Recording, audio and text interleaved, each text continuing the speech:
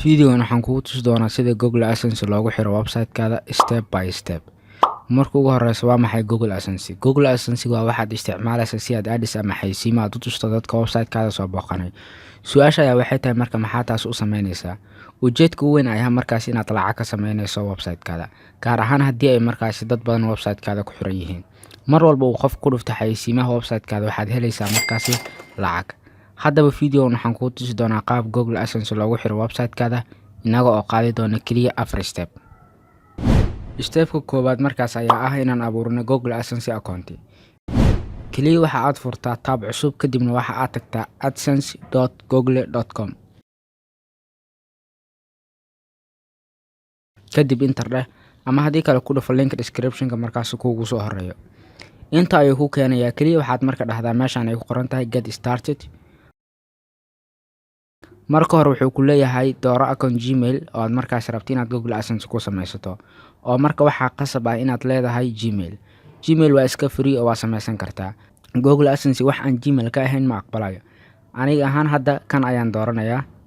Kadib inta ayuu ku keenayaa marka hore waxa uu ka rabaa markaas website-kaada. Aniga hadda waxaan dooranayaa website kale oo aan leeyahay. Kaliya waxaad samaysaa website-kaada linkigiisa soo qaad. kadibna inta soo dhig. kadib markii xigta meeshaani yes ayaa leedahay, oo haddii markaas aad rabto Google AdSense inuu kuu soo diro markaas tips iyo tricks ama markaasi no waa dhihi kartaa haddii aadan waxyaabahaasi aadan rabin. Markii xigta waxa uu ku leeyahay dooro wadankaada. Nasiib darro liiskani dalka Soomaaliya ma ku jiro. Marka waxa aad doorataa dal kale oo aad address-kiisa hayso ama hadhow markaas lacag lagugu soo diri karo.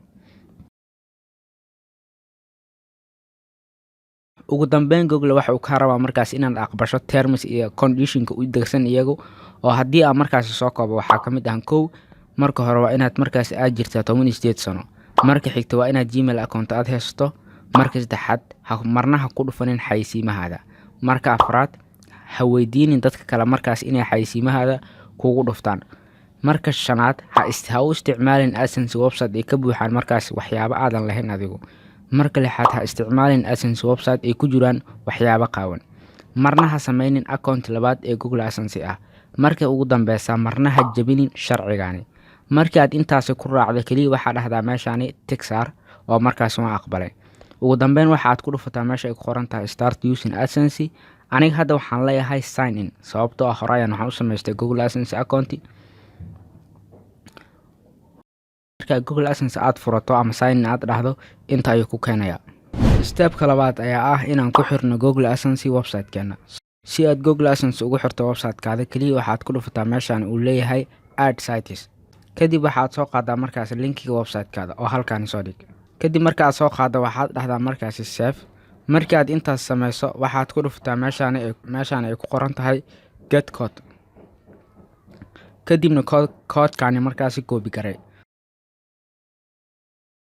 Google waxa uu ku leeyahay code-kaani waa in markaasi aad dhigtaa inta u dhaxayso open head iyo close head tag marka website-kaada.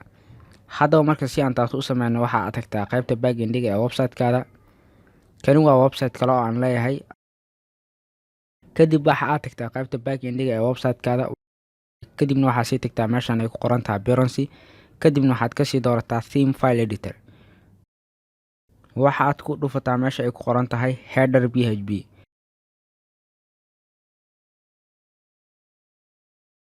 kadib waxa aad code-kaadi markaas soo dhigtaa inta u dhaxayso heading-ka closing heading-ka hortiisa, oo meeshaan dhig hal mar enter dheh. kadib right click dheh. kadibna paste oo markaas code-kaadi soo celi.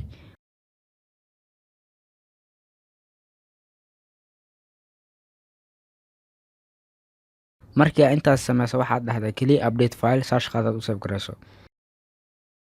ugu dambeyn ku laabo Google AdSense.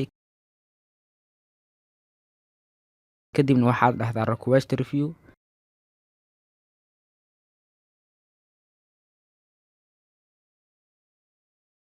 hal mar haddii aad ku dhufatay sites waxa aad u jeedaa markaasi inuu leeyahay getting ready, oo macnaheedu ayaa waxay tahay website-kaada wuxuu u diyaar garoobayaa ama diyaar garow uu ugu jiraa inuu markaasi xayeysiimo aqbali doono markaas uu Google ka aqbali doono. markaan u gudubno stepka saddexaad. Stepka saddexaad diyaar garow intuu website-kaada Google AdSense eegin ama markaasi fiirinin. Oo haddaba maxaa laga rabaa? Marka koowaad hubi inuu markaasi kuu samaysan yahay privacy page wax la lahayo. Oo markaasi Google privacy page iyo waxaas haddii aan kuu samaysnayn ma aqbalayo. Marka xigta Google AdSense wuxuu kaa rabaa inaad raacsan tahay wax la dhahayo GDPR iyo CCPA. oo wax uu rabaa markaasi inaad u sheegto dadka website-kaada soo booqanayo inaad website-kaada xayeysiimo aad ku soo bandhigtay. Haddaba marka si aad taas u samayso kaliya waxaad tagtaa qaybta backendiga ee website-kaada. Kadibna waxaad dhahdaa plugins. Kadibna waxaad kasii doorataa add new. Waxa aad raadisaa marka plugin lagu magacaabo ama kaliya waxa meeshan ku qortaa GDPR. Kana waa pluginka markaas aan u baahanahay kaliya waxaad dhahdaa install.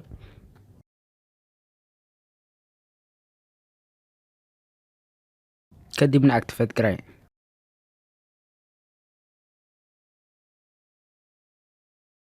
Markaad pluginkan activate garayso waxaa ujeedaa inuu kasoo muuqdo markaas dhinaca bidix. Kaliya waxaad samaysaa isla asiga ku dhufo. Markaad ku dhufatay inta ayuu keenayaa soo sida Google AdSense haddii hal mar aan ku laabano waxaa ujeedaa inuu naga rabo GDPR iyo CCP. soo marka kaliya waxaad doorataa isla midaan ay ku qoran tahay GDPR iyo CCP Texar. kadibna markaasi waxaad dhahdaa update setting. haddii marka aan taab cusub furo hadda oo aan website-keeda booqdo qof visitor ahaan markaasi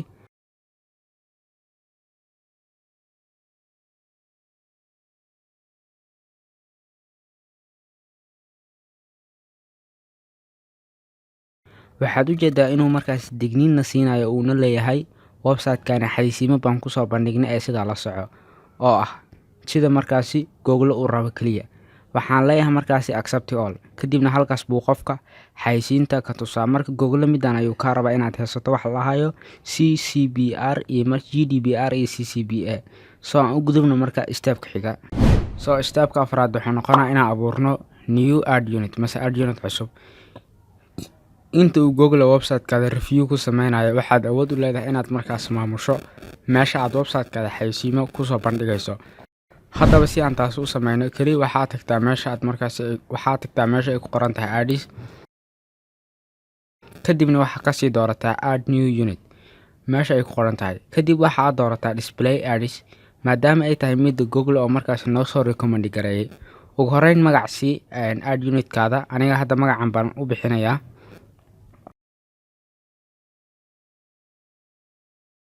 marka xigta hub in markaas square ay ku dooran tahay. kadibna waxaad dhahdaa create. haddaba Google waxa uu ka rabaa markaas inaad code-kan ama xayeysiintani aad dhigto meel ama qayb walba oo website-kaada ka mid ah.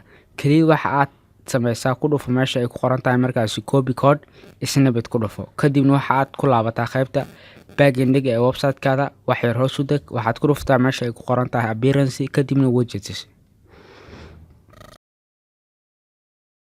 waxaad soo jiidaa marka custom HTML mid ay ku qoran tahay oo waxaad soo dhigtaa qaybta markaasi sidebar-ka ee website-kaada.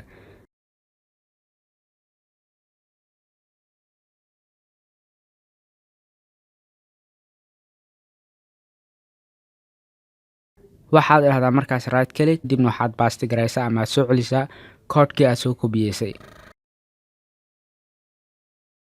hal mar hadda haddii aan tago website-keeda postigan aan ku dhufto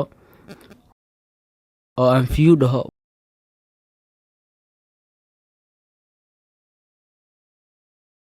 waxaad arkaysaa meeshaan inuu markaasi code yaalo oo hadhow markaan ay halkaani xayeysiinta kasoo muuqanayso. soo haddaba sidaas ayaad markaasi Google AdSense website-kaada ugu xiri kartaa. sidoo kale markaasi ayaa xayeysiimaha website-kaada ayaad u maamuli kartaa.